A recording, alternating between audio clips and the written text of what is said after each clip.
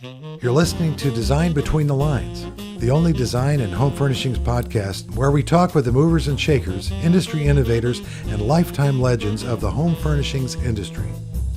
It's here that I get a chance to sit and chat with the influencers shaping the industry into what it is today, and to learn a little bit more about life in their world. Leonard Eisen has been awarded virtually every industry design honor during his lengthy career. One of the most coveted came from the Hecht Company, a well-known Washington, D.C. based department store, which saluted him as the Designer of the Year, which he received for his Apothecary collection. Apothecary followed on the heels of the now legendary Keepsakes collection, influenced by the Eastlake School of Design from over a century ago. I'm honored to speak with my good friend Leonard today.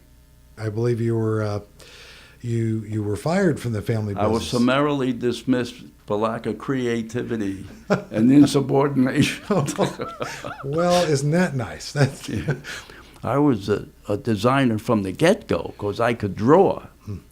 And when I went to work for the family, I did a lot of it. But my uncle was also the guy I learned how to draw from. And he, if you gave him a design, he'd take it. It could have been the most perfect thing you ever saw, and he'd start making changes. Well, tell me, was that really what kind of that departure started heading you towards Pulaski? Or? Yeah. Well, I mean, I had 3 children. I had a wife, and my uncle fired me. So now I had to go out and make a living. So for the first couple of years, I had no visible means of support. But then I found one guy who would take some designs from me, a company in New England. Mm-hmm. And then I met Pulaski, and over a period of time, I just expanded my services to Pulaski by trying to be indispensable, you know. Let's talk about Syracuse for just a second. You went to Syracuse University. 5 years. I studied industrial design. Industrial design. Now, was that before the military, or before I went into the service? So when I graduated, I graduated after 5 years, a 5-year course. I was commissioned to second lieutenant in the Air Force. And you're an industrial design major, correct? Yes. Yeah. And you know, when you're in school and you're developing, I had a terrific professor. We had terrific professors.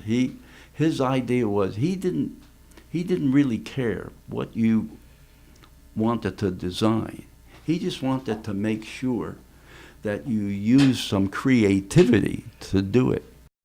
He knew everything about everything. If you could ask him a question about all kinds of things. Mm-hmm. And it saved me one time, after I got in the Air Force, they wanted to send me to become a pilot. And I said, listen, look, I don't want to be a pilot. You say, I got a friend of mine who's at Wright-Patterson Air Force Base, and I want to go there. And the colonel said, well, I don't think we can get you there.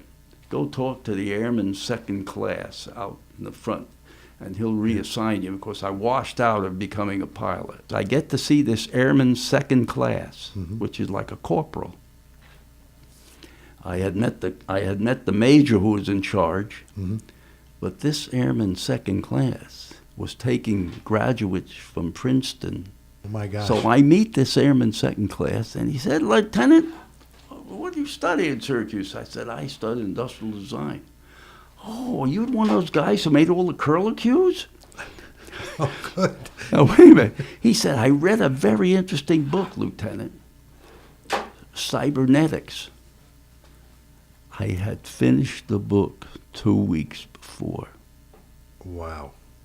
That's timing. I mean, what, 2 weeks before? I said, yeah, I just finished reading that. But so the next half hour, an hour, we were talking about cybernetics and doing this and that. Finally, at the end, he said, Lieutenant, where do you want to go? Get into my wallet, get out the piece of paper. I said, Wright-Patterson Air Force Base, Aeromedical Lab, Department so-and-so, room number 47. Here it is. Here it is. Wow. 2 weeks later, I was there. So you went through your Air Force time, which was how long was your service time? 3 years.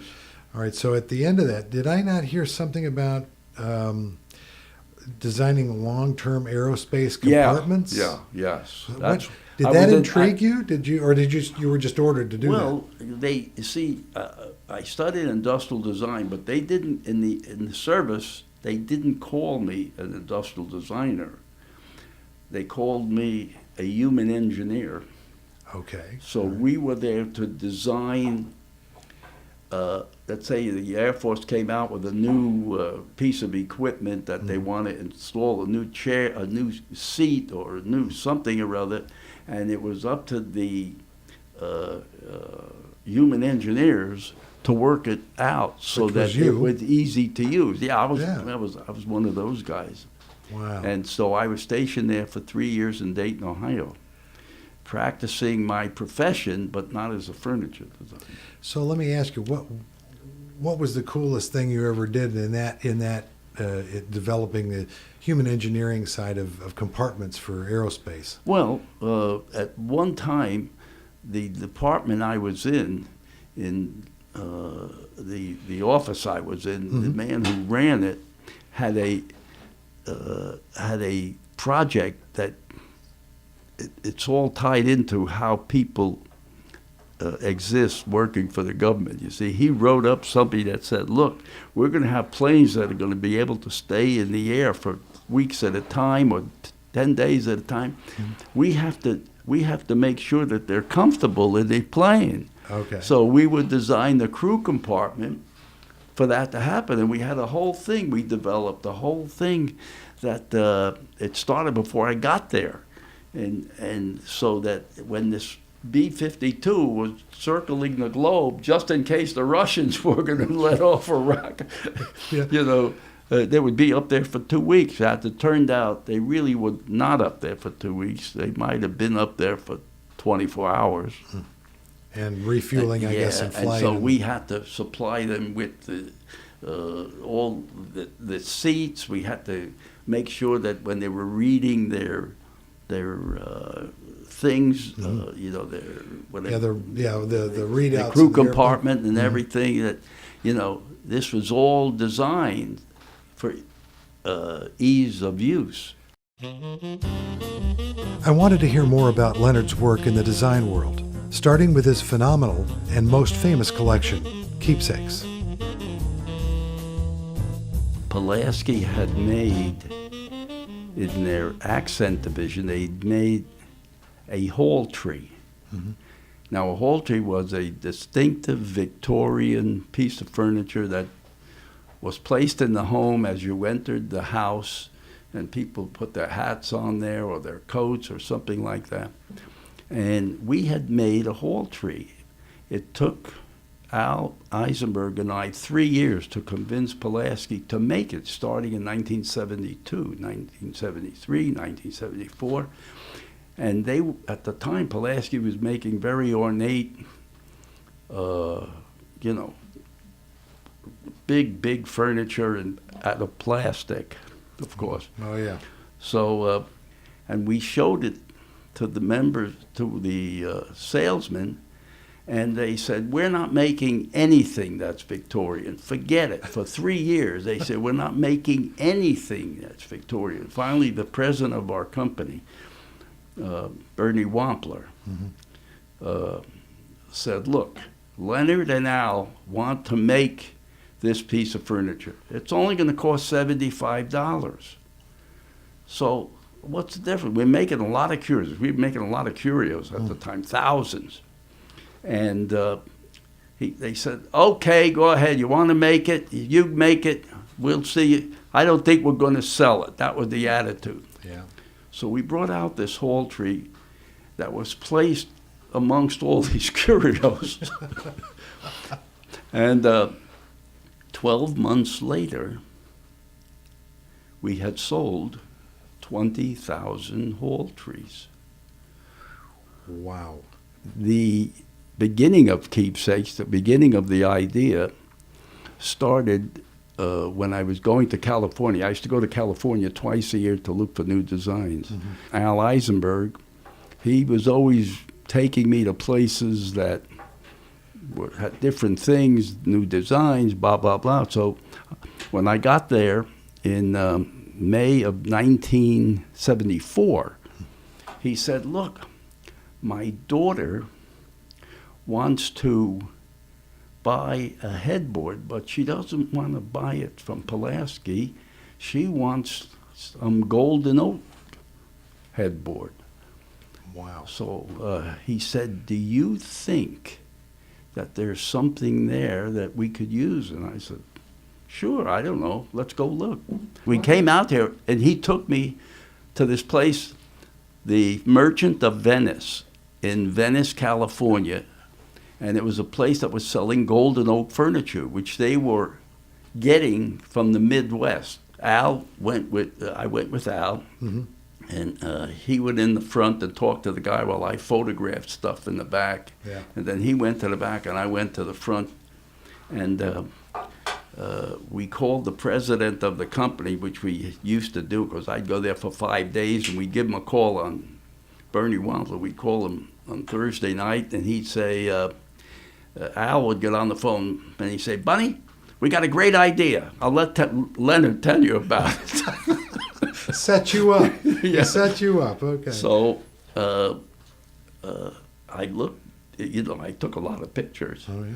And it was really interesting because he was a style that had been basically banned from the furniture industry from 1929 until these pictures I took, basically, in 1974. Oh, my gosh. So 75 was a year later. Yeah. And so Bernie Wampler said, Leonard, what'd you find? Now, the way I answered that question was very important, because if I said I found a nice Victorian group, he'd say, stick it. The way I answered the question was, I found the bedroom and dining room to go with the hall tree. Ah, nicely put, since he already sold 20,000 hall trees. So 5 days later, I was in his office with 135 sketches. And he said, what should we make? And he said, we should make them all. And he said, you're nuts. I said, you're crazy. I said, that's what you told me about the hall tree. And the rest is history. I was going to say, how's he going to back off from that one, right? He can't. Oh, my. But that's how it came to be. That collection, along with all the other things that you did for that company, you really were their chief designer for many years, were you not? Yeah, I was the only designer for Pulaski, and I had people work for me. So did you hire them, or did? No, I hired the designers. They worked for me. Do we know a couple of them? Are they out there today? Or? Oh yeah, one's his name is Jeff Blazing. He works for Pulaski yet, and he came to me for the first time, and he was wearing a tie and a jacket. That's the way he used to dress up. Uh-huh. Yep. So he'd been working for me for a couple of weeks, and I told him we were going to have a design meeting prior to a market in October. And he said, Leonard, what is the dress code at this meeting? And I said, if you wear a tie and a jacket, you're fired. Okay, this is good. Well, then I think he got your message, right? Yeah, he got the message. Well, 6 months later, he had a ponytail. And Jeff is one of the best, fastest, most creative guys on this planet, I'm telling you.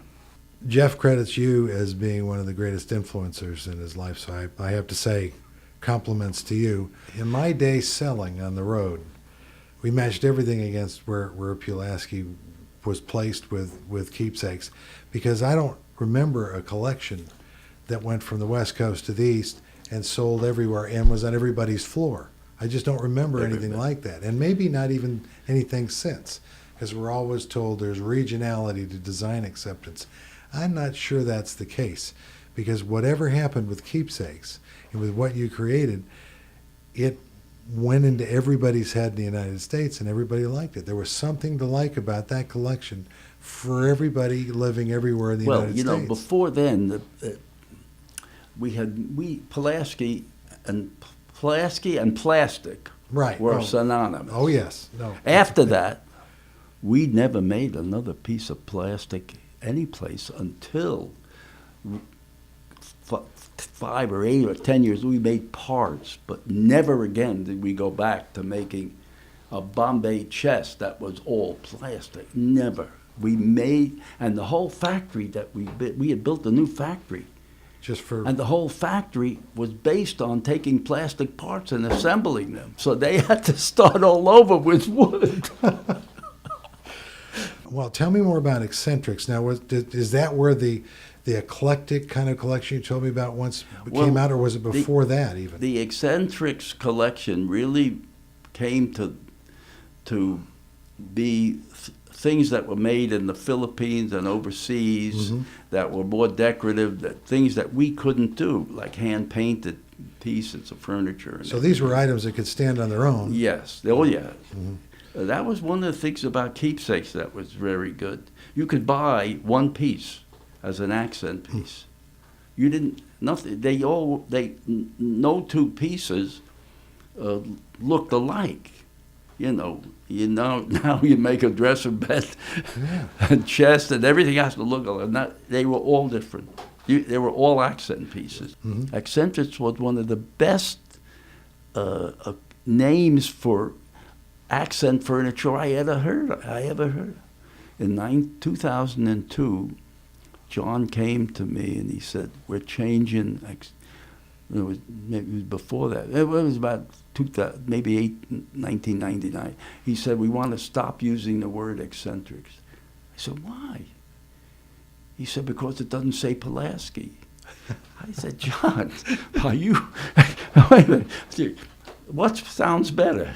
Yeah, exactly. And how are you going to differentiate yourself, right? At Accent, we had some great things that we did. That's just spectacular things. But at one point, you all were doing everything this company was making. Now, somewhere along the way, you told me that you got them with a collection that you introduced. You got them into the upholstery and occasional business.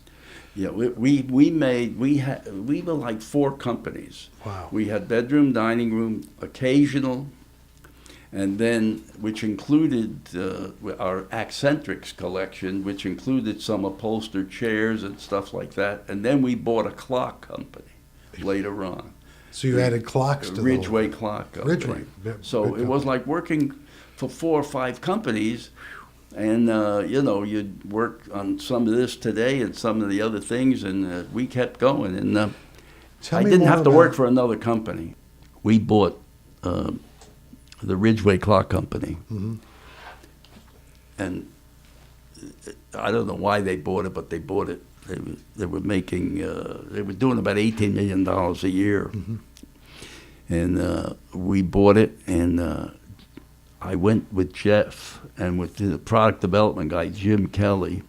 We had our first meeting with the manager of the Ridgeway Clock Division, the guy running the factory.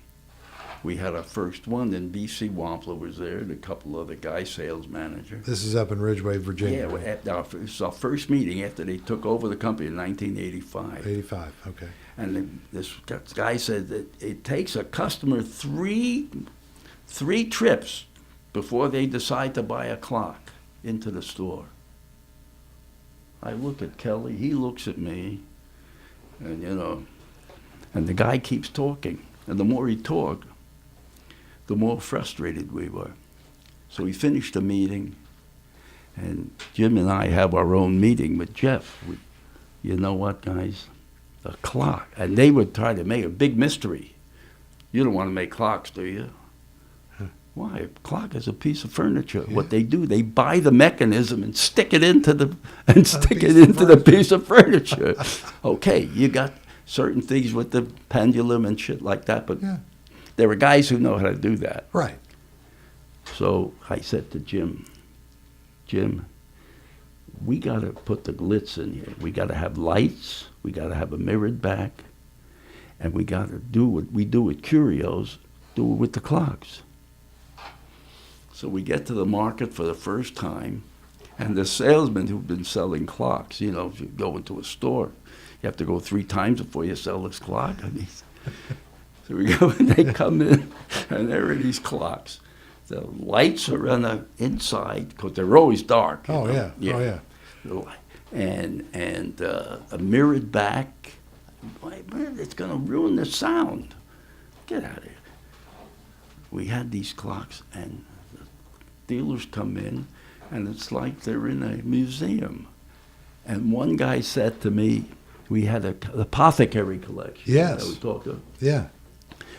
So I said, you know, we're going to take the apothecary look and make a clock.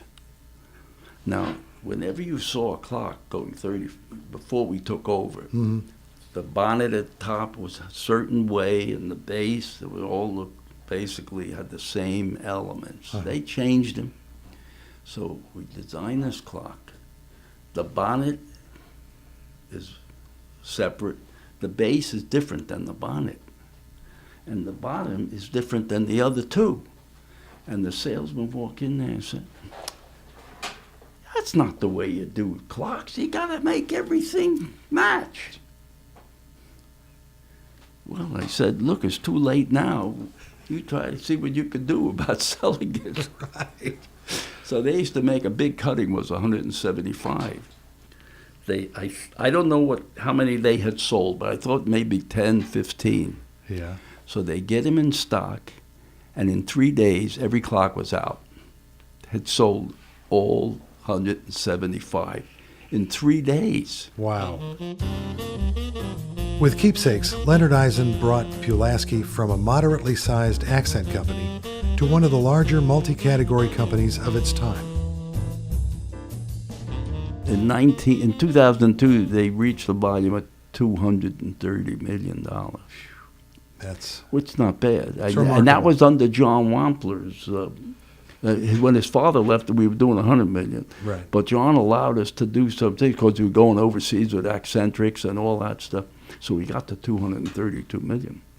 So But he did that. He did did you depart from Pulaski at a certain time? Yeah, I departed from Pulaski in 2005.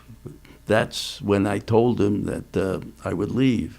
And And what did you decide you were going to do at that point? What would you think? Well, I ended up where John Wampler. They fired him in 2002 or 2000 something. But he called me up for 4 other companies that he went to. Hmm.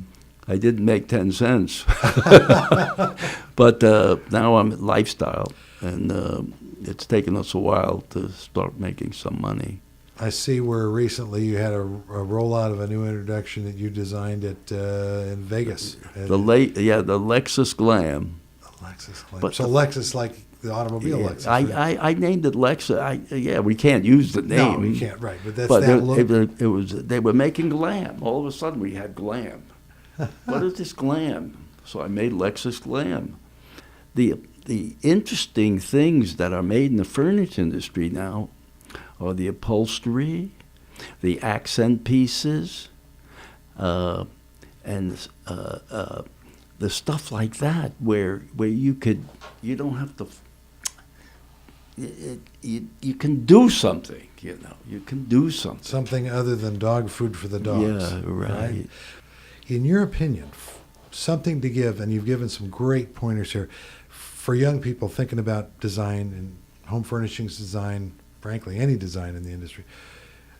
You've talked about being proactive about getting the job done, getting it done quickly, a value to freehand sketching that's unlike anything else to get things done rapidly, but people seeing what's coming out of your head quickly. What other things might you want them to think about if they're thinking about a career like this? Well, as a furniture designer, and Jeff has the same attitude as I do. We could be walking down the street, Mhm. and you look in there and you see something, you say, hey, that's not a bad idea. 24/7. If you're a designer, Mhm. you're on 24/7. You're a designer 24 hours a day. You don't know where the designs are going to come from. Well, let me ask you this question. You know, you've got this experience with long-term people sitting in things, and you graduated from Syracuse, and you were in the Industrial design. kind of industrial design. How did that kind of transfer to or develop into this brilliance that you've had over the years in just seeing things and ideas coming to you? I mean, how did that, or have you always had that in your head? You just kind of just brought it out. Well, when I was a kid, I was always drawing. Okay, well that's And I was always drawing. And I inherited the drawing capability from the uncle that fired me. And I've always said that if I would advise a guy who's studying design, I'd say, what you got to do is go to a university and take things that have nothing to do with design, that you learn about another area, even if it's botany, for Christ's sake. And you wanna not be in a narrow little path that so expand only your view. Yeah. Expand your point of view. So, I mean, you could do things in furniture. You can bring a home to life with the proper designs. I mean, Leonard, thank you for sharing your life and what you've done in this industry with us today. I'm blown away by what you've done. I think a lot of people were when you did it, and even still, you're contributing to our industry. The time you took today to be with us is going to help a lot of students and a lot of our listeners gain respect for what you did, be educated a little bit, and perhaps even inspired. And that's what I hope will happen. Thank you for coming today.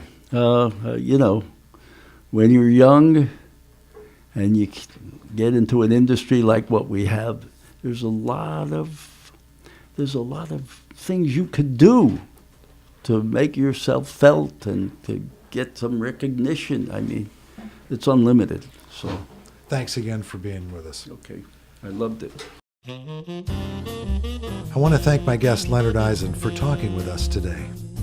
Design Between the Lines is produced by Element Studio with the American Society of Furniture Designers. We're recorded in High Point, North Carolina. To learn more about ASFD, visit asfd.com. And don't forget to subscribe to hear more industry stories of design between the lines.